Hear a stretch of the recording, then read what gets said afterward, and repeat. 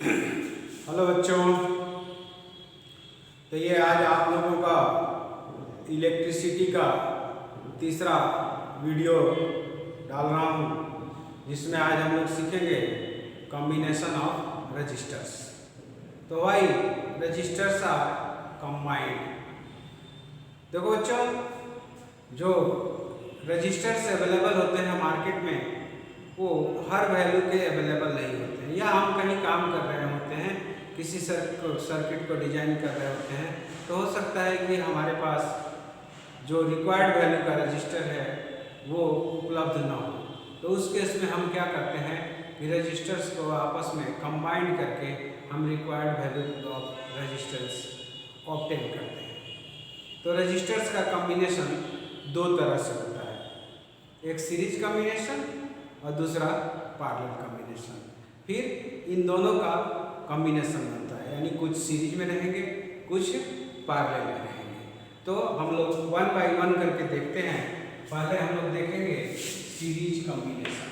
Series combination, series combination. In series combination the resistors are connected end to end. In series combination, resistors are connected end to end. Resistors are connected end to end. End to end. इसका मतलब क्या हुआ कि end to end का मतलब होता है कि एक रजिस्टर है, ये इसका दो टर्मिनल है, तो एक टर्मिनल जहां खत्म होगा ये रजिस्टर का दूसरे टर्मिनल से दूसरे रजिस्टर का पहला टर्मिनल, अगर तीन रजिस्टर हैं तो यहाँ पे तीसरे रजिस्टर का पहला, यानी पहला का दूसरा टर्मिनल से दूसरे का पहला टर्मिनल, दूसरे के सेकेंड टर्मिनल से तीसरे का फर्स्ट टर्मिनल, इस तरह से जब आप कनेक्ट करते हैं तो ऐसे कॉम्बिनेशन को बोलते हैं सीरीज कॉम्बिनेशन। अब मान लो कि इसमें अगर आप एक पोटेंशियल डिफरेंस अप्लाई करते हैं, वोल्टेज अप्लाई करते हैं, तो क्या होगा? यहाँ से करंट का फ्लो होगा पॉजिटिव टर्मिनल से। अब ये सेम करंट तीनों रजिस्टर से जाए, यानी कि करंट क्या होता है? सेम होता है। सारे रजिस्टर्स में करंट सेम होता है। इसका मान लीजिए वैल्यू R1 है, इसका वैल्यू R2 है, इसका वैल्यू R3 है। तो हमारा पर्पस क्या है कि इन तीनों के कंबाइन करने के बाद जो एक वैल्यू आएगा वो कितना होगा? तीनों के कॉम्बिनेशन का इक्विवेलेंट कितना बनेगा? एक रजिस्टर बनेगा, एक सिंगल रजिस्टर बना, जिस पर अगर सेम पीडी अप्लाई करेंगे तो सेम करंट फ्लो करेगा। यहाँ पर आपने पीडी भी अप्लाई किया था, यहाँ पर भी आपने पीडी भी अप्लाई कर दिया, तो करंट क्या होगा? सेम करंट फ्लो करेगा, आई विल बी सेम। और इसके इक्विवेलेंट को हम लोग बोलेंगे RS। मतलब RS मतलब सीरीज कॉम्बिनेशन का इक्विवेलेंट रेजिस्टेंस। REQ भी लिखते हैं, यानी सीरीज कॉम्बिनेशन का इक्विवेलेंट रेजिस्टेंस, यानी इन तीनों के बदले जो वैल्यू आएगी वो एक रजिस्टर की वैल्यू ये आएगी।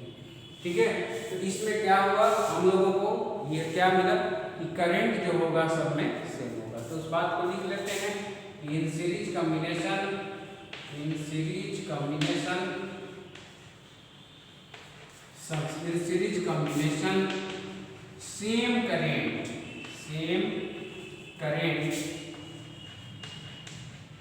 Flow through each register. सारे रजिस्टर से होकर के एक ही करंट जाता है। दूसरा क्या मिला? अब देखो ये करंट आई जा रहा है, तो इसके क्रॉस ओम्स लॉ लगाओगे तो क्या आएगा? पोटेंशियल डिफरेंस IR1, इसके अक्रॉस IR2, इसके अक्रॉस IR3, मतलब पोटेंशियल डिफरेंस ईच रजिस्टर के अक्रॉस अलग अलग होगा। तो इस बात को भी हम लोग लिख लेते हैं, PD across each register is different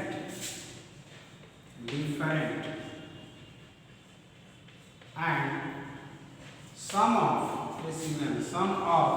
PD across each register is equal to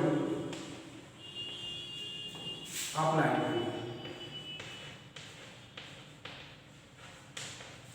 देखिए यहाँ अप्लाइड किया V, यहाँ पर V1 ड्रॉप, यहाँ पर V2 ड्रॉप, यहाँ पर V3 ड्रॉप, तो तीनों को जोड़ेंगे तो किसके बराबर आएगा?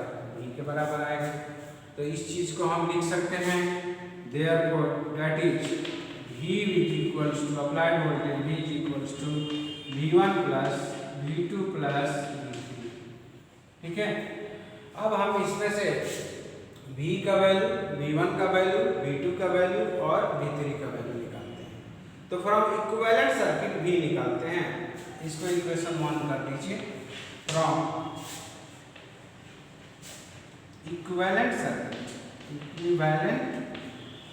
सर्किट, उसमें एक ही रजिस्टर है, तो वो क्या होगा, सारा अप्लाइड PD एक ही अक्रॉस ड्रॉप होगा, तो क्या होगा, V will be equal to, इधर मिटा देता हूं मैं ऊपर से, V will be equal to I into RS। यहां हम लॉ लगा दी, करंट I, रेजिस्टेंस RS, तो V will be equal to IRS। V1 क्या होगा, V1 निकालने के लिए क्या करेंगे,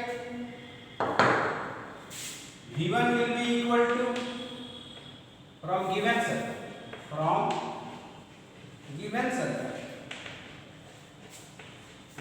circuit V1 कितना होगा, IR1, यहाँ ओम्स लॉ लगाइए, करंट I, रेजिस्टेंस R1, तो ओम्स लॉ क्या कहता है, V is equals to IR, तो V1 will be equal to IR1, यहाँ पर V2 है, यहाँ पर V3 है। Similarly, V2 will be equal to IR2 and V3 is equals to IR3। अब V का वैल्यू, V1 का वैल्यू, V2 का वैल्यू, V3 का वैल्यू इक्वेशन 1 में पुट कर देंगे। By putting the values of V, V1, V2 and V3 in equation 1 क्या मिलेगा, इक्वेशन 1 क्या था, V is equals to V1 plus V2 plus V3 था। वैल्यू डालो, V का वैल्यू कितना, IRS is equals to V1 का वैल्यू IR1, V2 का वैल्यू IR2, V3 का वैल्यू IR3। अब I कॉमन लेकर के कट जाएगा, तो क्या बचेगा, देखो ये I और I एक स्टेप लिख ही देता हूँ, I कॉमन ले लो, क्या बचेगा यहाँ पे, R1 plus R2 plus R3, तो I से I कट जाएगा, क्या बचेगा, RS is equals to, therefore RS will be equal to R1 plus R2 plus R3। ठीक है, ये आपका इक्विवेलेंट रेजिस्टेंस मिल गया सीरीज कॉम्बिनेशन। इसको हम एक एग्जांपल के द्वारा देखते हैं। एक एग्जांपल लेता हूं मैं, मान लीजिए यू हैव 3 रजिस्टर्स। अब इसमें n रजिस्टर रहते तो भी इसमें ऐसे ही ऐड हो जाता, प्लस R4 प्लस R5 जितने भी हैं सबको सिंपली आपको क्या करना है, ऐड कर देना है। ठीक है, अब मान लीजिए कि यहाँ पर आपको 3 ओम, यहाँ पे 2 का 3 रेजिस्टर्स हैं।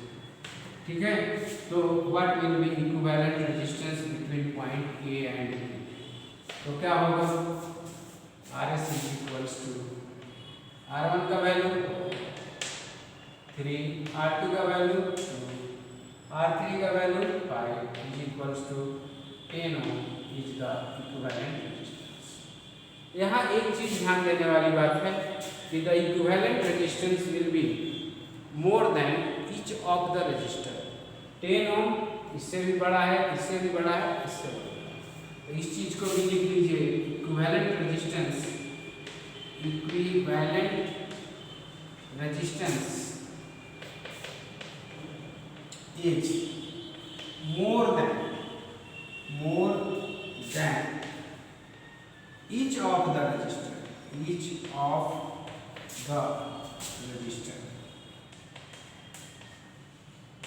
ठीक है। अब आपको ये हो गया सीरीज कॉम्बिनेशन, बाकी और न्यूमेरिकल हम लोग देखेंगे। अब हम करने जा रहे हैं पैरेलल कॉम्बिनेशन। दूसरा क्या है तरीका, पैरेलल कॉम्बिनेशन। तो पैरेलल कॉम्बिनेशन में क्या होगा, पैरेलल कॉम्बिनेशन में जितने भी रजिस्टर रहेंगे सारे रजिस्टर 2 कॉमन पॉइंट्स के बीच में अटैच्ड होंगे। All the resistors,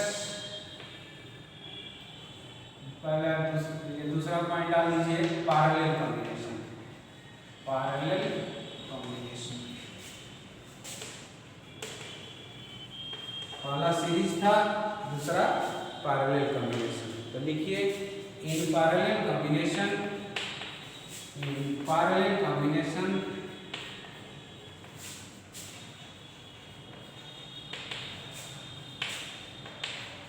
all registers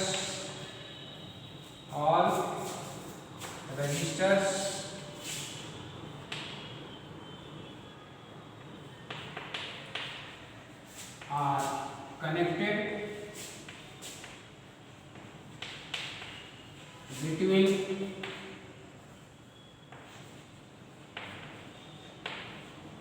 two common points, two common points। तो ये एक पॉइंट हो गया और ये दूसरा पॉइंट हो गया। All the registers have to be connected between two common points, ये A और ये B। मान लीजिए 2 पॉइंट हैं, तो this is पैरेलल कॉम्बिनेशन। यहाँ 3 रजिस्टर हैं हमारे पास, तीनों को हमने कनेक्ट कर दिया। Suppose R1, this one is R2, this one is R3। R1, R2 and R3 each are connected between 2 common points, यानी R1 का, R2 का, R3 का एक टर्मिनल एक जगह और तीनों का दूसरा टर्मिनल एक जगह दिखेगा। अब यहाँ पर PD अप्लाई करेंगे आप, तो PD पोटेंशियल डिफरेंस, मान लीजिए कि आपने D अप्लाई किया, तो अब ये क्या होगा, 2 पॉइंट के बीच में PD है, तो यहाँ से करंट चलेगा, ये करंट गया I। अब ये करंट यहाँ पर 3 भाग में बटेगा। मान लीजिए I1 यहाँ से जा रहा है I2 और यहाँ पर आ रहा है मान लीजिए I3। तो क्या होगा, the total current by conservation of charge principle आप जानते हैं, total current I will be equal to I1 plus I2 plus I3। ये इक्वेशन नंबर मान लीजिए 1। ठीक है, अब PD की बात है, तो देखिए ये बैटरी किसके बीच में जुटा हुआ है, A और B के बीच में। R1 किसके बीच में जुटा हुआ है, A और B के बीच में। R2 किसके बीच में, A और B के बीच में। R3 किसके बीच में, A और B। यानी कि ये चारों चीज, यानी कि battery R1, R2, R3 are connected between same points, so PD across each of the element will be same and will be equal to the applied PD। तो इस बात को भी लिख देंगे क्या, in parallel combination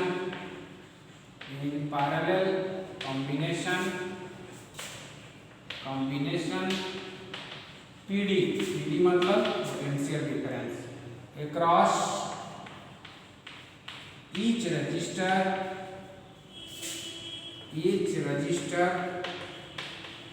is same while current is different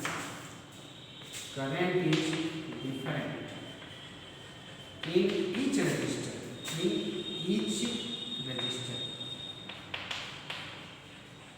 सारे register में करंट क्या होगा डिफरेंट होगा और sum of the current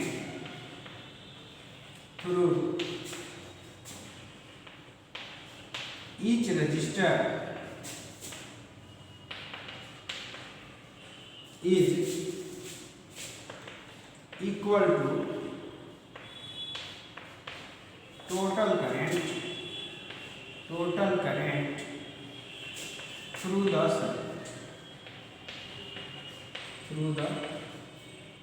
circuit.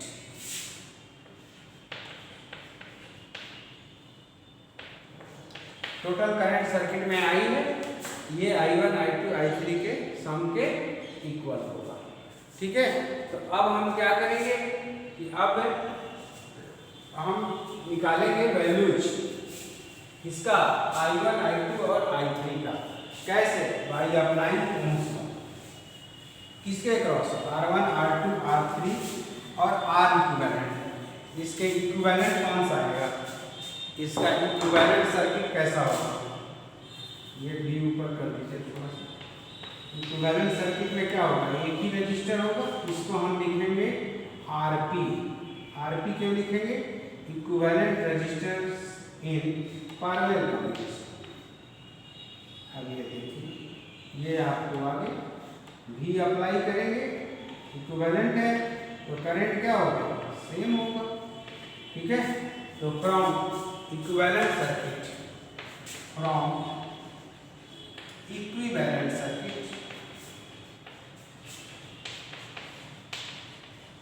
क्या मिलेगा? बाय अप्लाइंग ओम्स लॉ क्या होगा? V is equals to I R P और I is equals to V upon R P. Given circuit में फ्रॉम गिवन सर्किट क्या होगा? I1 will be equal to V upon R1। क्यों? क्योंकि R1 के cross voltage V है। I2 is equals to V upon R2। I3 is equals to V upon R3। अब I1 I2 I3 और I का value equation 1 में put करते हैं by putting the values of I, I1, I2 and I3 in equation 1 क्या मिलेगा? Equation 1 क्या था? I is equals to I1 plus I2 plus I3। I का वैल्यू कितना डाला? V by RP is equals to V by R1 plus V by R2 plus V by R3। अब इसमें से V कॉमन हो जाएगा तो V upon RP is equals to V common ले लोगे, क्या बचेगा? 1 by R1 plus 1 by R2 plus 1 by R3। अब ये V से V कट जाएगा तो क्या बचेगा? जो रिलेशन बचा वो बचेगा 1 by RP there 1 by RP is equals to 1 by R1 plus 1 by R2 plus 1 by R3। आपको यही रिलेशन लाना है। पैरेलल कॉम्बिनेशन में जितने भी रजिस्टर्स हैं उन सब का रेसिप्रोकल लेकर के ऐड कर दोगे तो you will get the reciprocal of equivalent resistance. ठीक है, अब इसको सॉल्व करने के लिए आप कर सकते हैं 1 by, मान लीजिए हम 3 में थोड़ा कॉम्प्लिकेटेड हो रहा है, 2 रजिस्टर ले लेते हैं। ठीक है, 1 by RP will be equal to 2 resistors के लिए 1/R1 प्लस 1/R2। तो क्या हो जाएगा, LCM will be R1 R2, R1 कटेगा R2 कटेगा R1, तो क्या बचा, ये 1/RP है। आपको क्या निकालना है, RP निकालना है। RP विल बी, इसका रेसिप्रोकल ले लो, R1 R2 upon R1 plus R2। दो रजिस्टर के लिए आप ये भी याद रख सकते हैं, ठीक है। बाकी आप ये याद रखिए, सबसे अच्छा रेसिप्रोकल निकाल करके जब फाइनल निकल जाए तो उसका भी रेसिप्रोकल ले लीजिए, you will get the equivalent resistance, ठीक है। अब इसका एक एग्जांपल हम लोग देखते हैं, इसका एक एग्जांपल देखते हैं पैरेलल कॉम्बिनेशन का। मान लीजिए यू हैव थ्री रजिस्टर्स,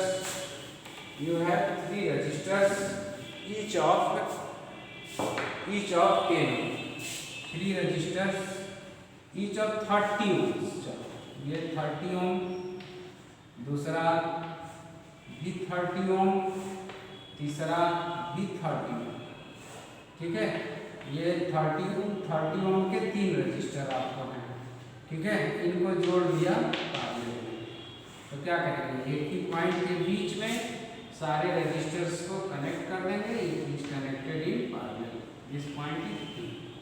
अब क्या होगा, what will be the equivalent resistance between A and B। A और B के बीच में इक्विवेलेंट रेजिस्टेंस क्या होगा, तो क्या करेंगे, पैरेलल में है 1/RP is equals to formula 1/R1 plus 1/R2 plus 1/R3। तो 1/RP is equals to 1/30 plus 1/30 plus 1/30। अब ये क्या हो जाएगा, 1/RP is equals to LCM 30 और 1 plus 1 plus 1, 1 plus 1 plus 1 is equals to 3/30। ये कितनी बार में कटेगा, 10 बार में कटेगा। तो क्या आया, 1/RP आया आपको कितना, 1/10। तो RP कितना हो जाएगा, रेसिप्रोकल ले लेंगे 10 ओम, ठीक है। तो इसमें जो मिलता है इक्विवेलेंट रेजिस्टेंस वो सबसे कम होता है, इच से कम होता है। तो the equivalent resistance will be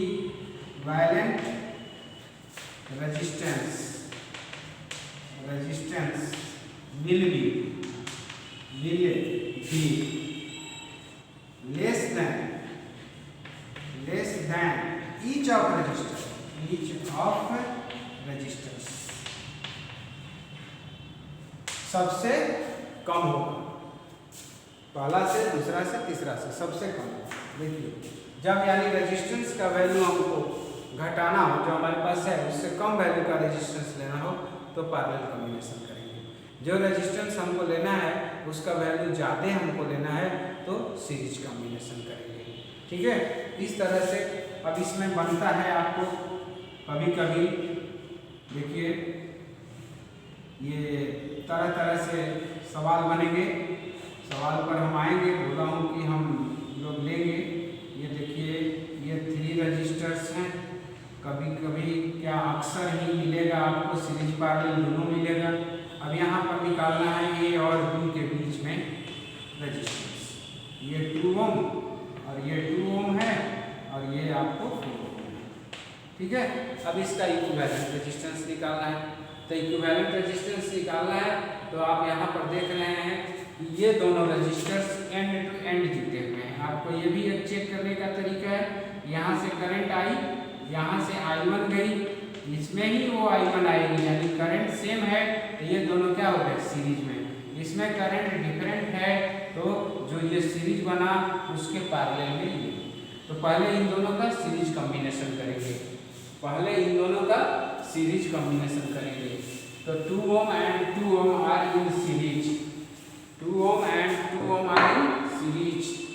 तो 2 ओम एंड 2 ओम, ये आप चाहें तो यहाँ पे आप इसका नाम दे सकते हैं R1, इसका नाम दे सकते हैं R2। तो आपको चूंकि एक ही है वैल्यू इसलिए दिक्कत होगी। R1 and R2 are in series, therefore RS will be equal to R1 plus R2। तो ये R1 कितना हो जाएगा 2 प्लस 2 इज इक्वल्स टू 4। अब इन दोनों के बदले ये देखिए ये दोनों दिख रहे हैं, इन दोनों के बदले एक रजिस्टर हो गया जो कि यहाँ और यहाँ के बीच में जीते गया। तो ये देखिए ये तो 4 ओम है ही नहीं, इसको अभी हमने कुछ किया ही नहीं है, लेकिन इनको हमने कर लिया दोनों के बदले एक रजिस्टर लगा दिया 4 ओम का। ये पॉइंट ए है, ये पॉइंट बी है। अब ये दोनों क्या है पैरेलल में है, तो 1/RP निकाल लेंगे क्या 1/4 प्लस 1/4 ये क्या हो जाएगा 2/4। ये काट दीजिए 1/2 तो RP कितना हो जाएगा 2 ओम हो जाएगा। ठीक है बच्चों, तो ये था सीरीज कॉम्बिनेशन और पैरेलल कॉम्बिनेशन। इस पर आप न्यूमेरिकल्स ढूंढ करके इक्विवेलेंट रेजिस्टेंस निकालने के न्यूमेरिकल्स की प्रैक्टिस करिएगा। हम भी अलग से न्यूमेरिकल्स का क्लास लेंगे तो उसमें इक्विवेलेंट रेजिस्टेंस निकलवाएंगे। जैसा कि आपको पता है कि हम छोटा छोटा वीडियो बना रहे हैं जिससे कि आप एक बार बैठें तो एक छोटा सा टॉपिक को कंप्लीट कर लें। तो और पहले ही बोल चुका हूँ कि जब भी हमारा वीडियो देखना हो तो पेन और कॉपी के साथ वीडियो देखिए। ऐसे देखने से साइंस की पढ़ाई नहीं होती है। जब तक उसको बनाइएगा नहीं, जब तक उसको आप लिखिएगा नहीं, समझ में नहीं आएगा। ठीक है, तो ये वीडियो को आप देखिए। अभी आपका इसमें 1-2 वीडियो अभी इस चैप्टर में और आएंगे। ठीक है, वीडियो पसंद पड़ रहा है तो आप उसको लाइक जरूर कीजिए, चैनल को सब्सक्राइब कीजिए, शेयर कीजिए, इस कारवां को आगे बढ़ाइए। ये आपका ही चैनल है, आपसे ही ये आगे बढ़ेगा। Thank you very much.